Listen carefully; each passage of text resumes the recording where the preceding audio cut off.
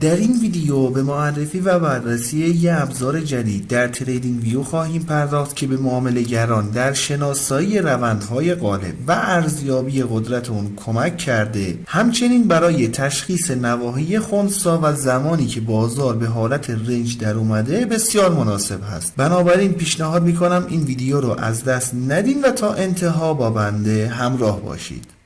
دوستان عزیز سلام، من علیرضا هستم و به کانال خودتون، کانال گلدن تریدینگ سیستم خیلی خوش اومدین. خیلی خوشحالم که با یه ویدیوی دیگه میتونم در خدمتتون باشم. اندیکاتوری که در تصویر مشاهده میکنید یه ابزار پیشرفته تحلیلی تکنیکی هست که با استفاده از روش هموارسازی تطبیقی شرایط صعودی، نزولی و حتی خنثی بازار رو شناسایی کرده و به معامله‌گران کمک میکنه تا همراستا با روند غالب بازار بمانند و در عین حال مومنتوم بازار رو به صورت بصری و مرحله‌ای تحلیل کنند. بیس و پایه اندیکاتور این خط میانگین متحرکی هست که به رنگ‌های آبی و قرمز نمایش داده میشه. این خط به رنگ آبی نمایش داده بشه نشون دهنده روند و مومنتوم صعودی هست. این خط به رنگ قرمز نمایش داده بشه نشون دهنده روند و مومنتوم نزولی خواهد بود. هنگام تغییر فاز روند از صعودی به نزولی یا حالا بالعکس، اندیکاتور با یه سری سیگنال های لوزی شکل محل دقیق تغییر فاز رو بهتون نمایش میده. اندیکاتور به صورت خودکار رنگ کندل ها رو به رنگ آبی، قرمز و زرد هم نمایش میده که رنگ آبی نشون دهنده مومنتوم صعودی، رنگ قرمز نشون دهنده مومنتوم نزولی و رنگ زرد که به عنوان نواحی خنثی یا رنج هم نامیده میشه زمانی بر روی چارت ظاهر میشن که قیمت بین باندهای کلیدی باقی بمونه که اکثرا نشون دهنده کاهش نوسان یا فاز تجمیع هست. حالا یه سری باندهایی هم بالا و پایین میانگین متحرک داریم مشاهده میکنیم که به صورت 3 ردیف نمایش داده میشن. اگه در یک روند صعودی قرار داشته باشیم باندهای پایینی نمایش داده میشن و اگر چنانچه در همین روند غالب قیمت سطوح بالایی رو هم بشکنه و بالاتر از باندها قرار داشته باشه، اندیکاتور باندهای بالای میانگین متحرک رو هم ترسیم میکنه. برای روند نزولی بالعکس هست، یعنی باندهای بالای میانگین متحرک نمایش داده میشه و در صورتی که قیمت ریزش زیادی رو تجربه کنه که باعث شکست باندهای پایینی هم بشه، در اون مقطع باندهای پایینی هم نمایش داده میشن. از این باندها دوستان میتونید به عنوان نواحی حمایت و مقاومت دینامیک هم استفاده کنید. بهترین حالتش هم زمانی هست که در یک روند حالا به طور مثال صعودی قیمت به باندهای پایینی برسه و از اونجا برگرده، در یک روند نزولی بالعکس قیمت به باندهای بالایی برسه و برگرده. الان در این چارت فقط این قسمت یه مثال مناسب رو داریم که قیمت به باند برخورد داشته، بعدش یه حالت تثبیت در مارکت اتفاق افتاده و با تغییر روند قیمت به سمت پایین شروع به حرکت کرده. ولی اگه قیمت به سمت بالا و در جهت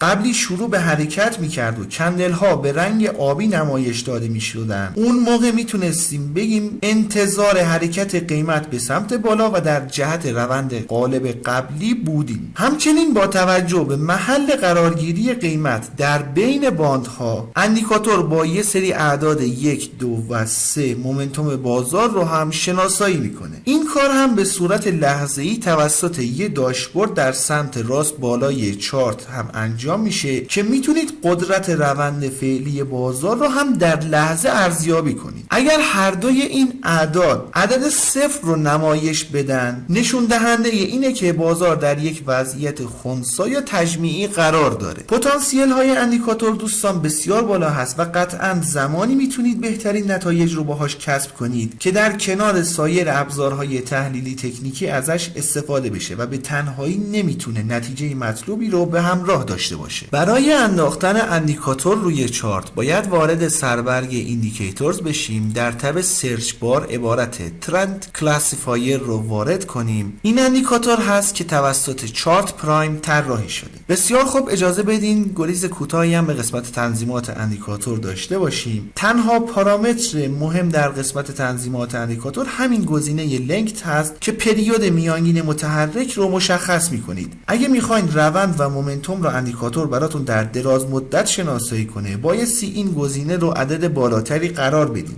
ولی اگه عدد پایینتری قرار داده بشه، حساسیت اندیکاتور نسبت به نوسانات قیمت بالاتر رفته و اندیکاتور کوچکترین تحرکات قیمت رو هم در محاسباتش به کار خواهد برد. این گزینه هم برای نمایش یا عدم نمایش باندها قرار داده شده. انشالله که براتون مفید باشه. رو قله میبینم دوست من.